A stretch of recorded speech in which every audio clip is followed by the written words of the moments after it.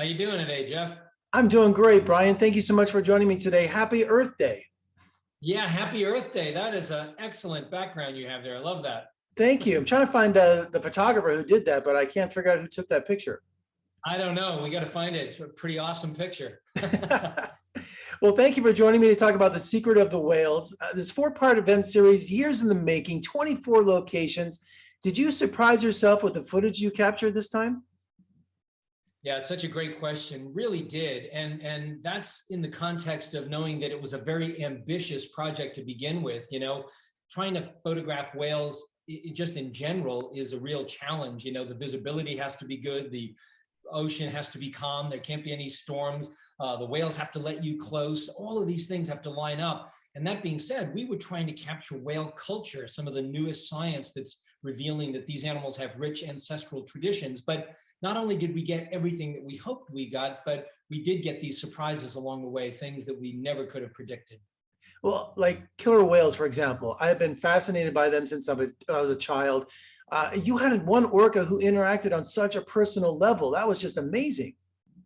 It really was, that was in New Zealand. And again, one of the things we're trying to photograph here are their cultural aspects of their lives. So orca have this international cuisine preference. They like different foods in different parts of the world. Same species, just doing things differently. And in New Zealand, they like to eat stingrays, and they are the only orca that have figured out how to eat stingrays this way. So, just trying to get that behavior would be a challenge in itself. But not only did we get it, but as you pointed out, I had this encounter where this adult female was swimming towards me with a stingray hanging out of her mouth. She drops it in front of me as if to offer me food, which is what they do. They share food amongst their families. And, I knelt down next to the stingray, and she comes around and looking at me, looking at the ray like, what's the matter? Aren't you going to eat that? So just extraordinary. I felt pretty guilty actually that I didn't partake in the food.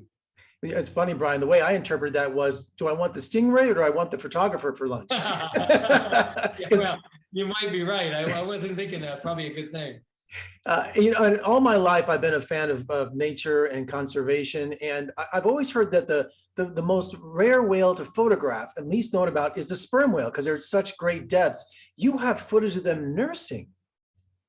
Yeah, you make such a good point. Sperm whales, we have this historical context from Melville's Moby Dick of these leviathans that smash ships and kill sailors. And in reality, they have the biggest brain on planet Earth, but they are elusive animals. They spend most of their life in the deep ocean foraging for squid and only surface for a few minutes at a time unless they're socializing. But in the Eastern Caribbean Sea, in the waters near Dominica, I did get allowed into this family and saw this new mom nursing her calf, something that the biologist I was working with said that they'd never seen before. So quite extraordinary to be trusted that much to get that close.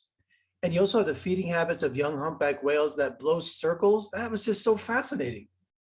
Yeah, this bubble net feeding, we see it in a couple of different locations. The place that it's most known is in Alaska, where the whales in the wintertime are living in Hawaii. They go there to have their calves, their babies, and then about 2,500 of the whales migrate to Alaska in the summertime to feed on herring, but only about 60 of the 2,500 work cooperatively in this communal feeding to blow a ring of bubbles, a net around the fish. And, I think it's old friends getting together for dinner every summer. If the footage wasn't amazing enough in this four-part miniseries, you also have a book coming out that complements the series?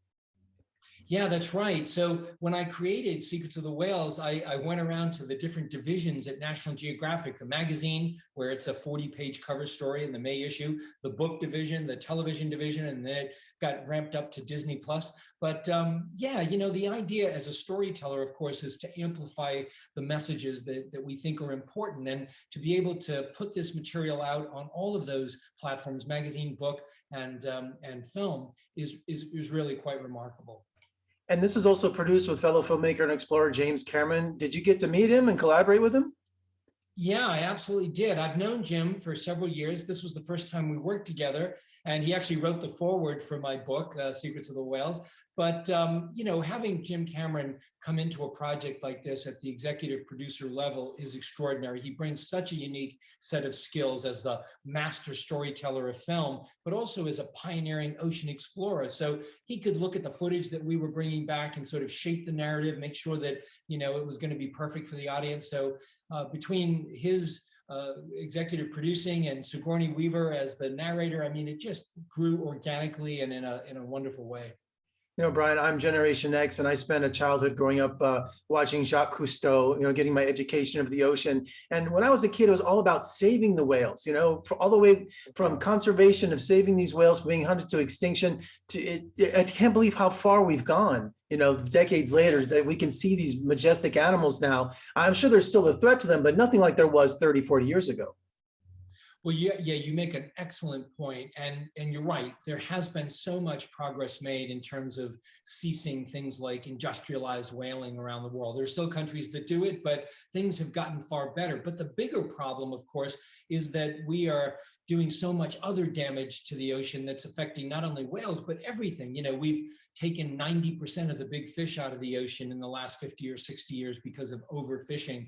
We've destroyed half the world's coral reefs. We're dumping 18 billion pounds of plastic into the ocean every year. And the ocean gives us every other breath that we take. It is the greatest carbon sink on Earth. It takes in carbon, gives us back more than 50% of the oxygen we breathe, and yet we're treating it so poorly. So I think that's really the message as well. Secrets of the Whales is about celebration, about these whale families and cultures in the ocean. So it's not a conservation message, but maybe if we can see the ocean through the lens of these families and these cultures and all the things that they're doing like humans, it might make us want to be better stewards of the planet. Well, Brian, just an amazing series. Thank you so much for your dedication, and good luck with the show. And we'll talk again soon. Thanks so much, Jeff. It's a real pleasure.